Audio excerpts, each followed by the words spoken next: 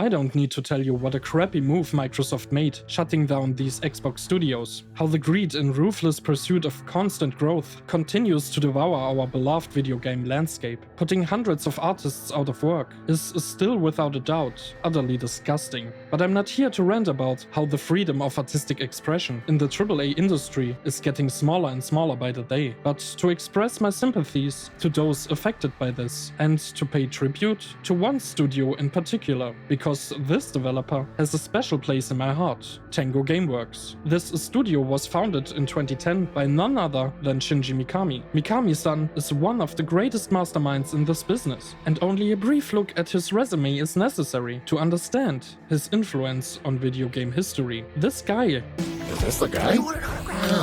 is responsible for the creation of legendary game series such as Resident Evil, Dino Crisis, and Devil May Cry. He took on the role of game director in both versions of Resident Evil 1 and especially in Part 4. So you can say that he not only revolutionized the survival horror genre twice, but created a milestone that has influenced all kinds of third-person action games to this day. So his legacy was already cemented when he left Capcom in 2004, which is why it was no surprise that major publishers such as Bethesda, respectively ZeniMax, were keen to recruit him, and his newly found studio, Tango Gameworks' debut title, would mark Mikami-san's last time as a director and the launch of a new horror franchise of his creation. After The Evil Within, he was the producer for its sequel and also the last two games developed by Tango, Ghostwire Tokyo and Hi-Fi Rush, before leaving the studio in early 2023. Since then, he founded a new company called Kamui, as his vision is to create a working environment for young creative minds to express themselves on smaller but unique games with a shorter development cycle. Since Hi-Fi Rush was already more of a AA title, one could speculate that this approach would also have been desirable for Tango. However, with Mikami claiming that he has only served as Tango's CEO for half a year and didn't have much influence on management after that, calling himself a rank-to-file employee, it's hard to say whether Tango would have focused on smaller titles in the future. Sadly, we will never know. Let me now give you a brief overview of the 4 games that Tango Gameworks has developed in its far too short lifespan. I was already hyped about The Evil Within back when it was released in October 2014. The fact that it was Mikami-san's new work and therefore had the potential to become a spiritual successor to Resi 4 was what really hooked me. The intention was to combine the elements of third-person gunplay with the original survival aspects of the genre. In Mikami's opinion, the horror games of that era were too action-heavy, and that's why it ended up playing very differently to Resi 4. It had a much slower and methodical approach. The number of ways you were given to deal with enemy encounters was astonishing for the time. You had to make full use of these alternatives, because ammunition was scarce and you couldn't carry much of it. Not only did every bullet count, but also every matchstick. The enemies were hard to get rid of if you didn't set them on fire.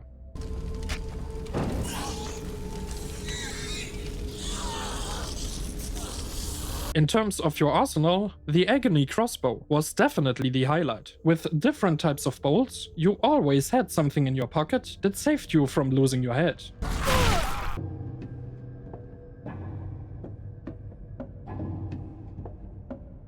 Navigating your protagonist through the environment feels a little oversensitive, but this doesn't detract from the overall experience, as the combat still feels precise and impactful. By the way, have you ever wondered why all secret agents have to look like Agent Smith or Will Smith? It's funny, how can they be secretly undercover when you can recognize them all by their black suits? And they all share the same surname?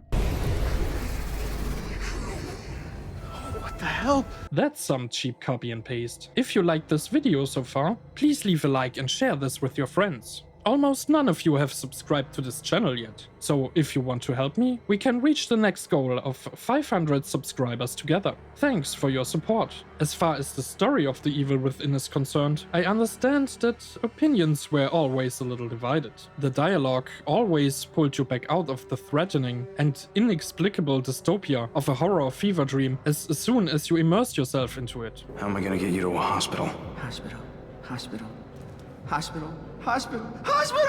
But the setting is so authentic that it can carry the thin plot without losing any tension. In my opinion, the antagonist also contributes to this with his emotional and well-told backstory, but I'm aware that many of you won't agree with me on that. You're the one with the gun. If you say so. Is the evil within ultimately scary? Despite the more psychological approach and the greater use of body horror, I don't necessarily think so. But the game is still a horror classic, a must-play for all fans of the genre, and above all, it has laid the foundation for an absolutely fantastic sequel. The Evil Within 2 has surpassed its predecessor in every respect. It all seems familiar to me. These walls, that chair, you. For me, it's as if nothing has changed at all.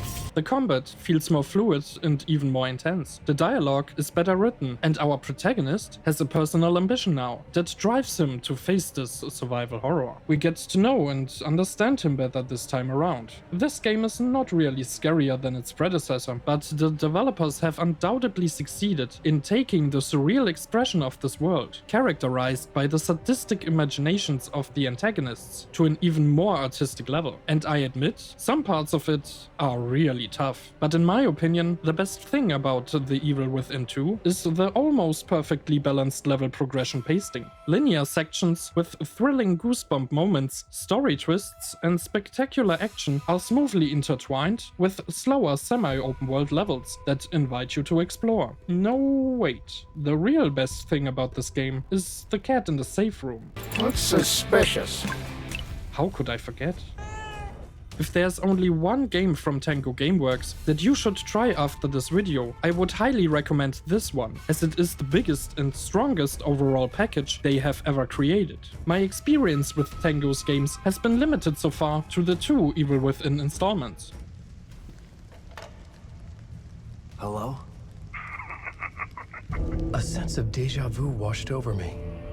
Had I had this conversation before? But since I've been eager to catch up on the other 2 games for quite some time, I played them for this video and would like to give you my impression for their first few hours. But first, please let me know in the comments what your experiences are with these games. Which ones have you played? Did you like or dislike them? It always gives me so much joy to read your stories, so feel free to tell me yours. Our next stop is Ghostwire Tokyo, a first-person shooter released in March 2022. The first thing you will notice about this game are its breathtaking graphics, beautiful lighting from the neon-colored signs, and the ray-traced reflections in the puddles immediately give the streets of the city a warm and cozy feeling. For someone like me who really wants to visit Tokyo at least once in his life, Ghostwire is the closest thing to experience the city at night, especially in combination with the excellent soundscape.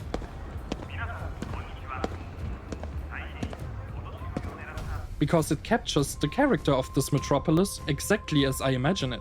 This is the game in which Tango brings in its own folklore. All aspects are bursting with the influence of Shintoism and traditional Japanese concepts of spirituality. The way ghosts are portrayed here, or how the cultural connection to nature is reflected in the use of elements in the battle system. This stuff is just beautifully portrayed, regardless of how good the game may be in terms of quality. As a fan of Japan, this little impression has left me hungry for more.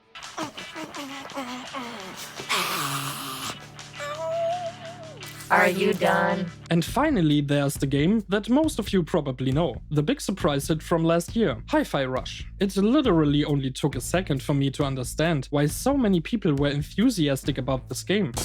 You looking for me? Rarely can an opening cutscene express so precisely what you can expect here. The charm and humor draws you in from the very first second, and the wonderfully drawn comic style spreads such a friendly lightheartedness. Even before the first moment of gameplay, you know you are up for a good time. Is that a weapon? I don't think so. I think he's resisting.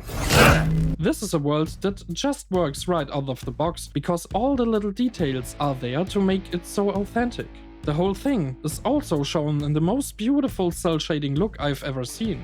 To get that out of the way, the platforming is just mid, but the combat? Wow, I'm so blown away, I don't even know where to start. This game is a love letter to music. Tango have taken the basic principles of rhythm games like Guitar Hero or Dance Dance Revolution and turned it into a hack and slay combat system. I'm actually not a big fan of that genre because the tedious learning process involved doesn't give me the satisfaction I need from gaming. But here the total opposite is the case. The combat is simple and easy to learn, and I mean that in a good way, because not every system has to be challenging to be fun, and Hi-Fi Rush is fun at every moment. All attacks are played to the rhythm of the music, and to avoid making it difficult for people who can't feel the beat of the tango flowing through their veins, it doesn't matter if you can't hit the quarter or half notes exactly, but those who have the rhythm in their blood will actually be rewarded with a damage boost. As a musician, I found it relatively easy to dust off a few S ranks at the beginning on the hard difficulty setting, with a little bit of concentration. You ready for more? It just feels great when your inputs into the controller are in sync with the impactful and beautiful animations. And at the same time, the game reacts to this with powerful sound effects and great music.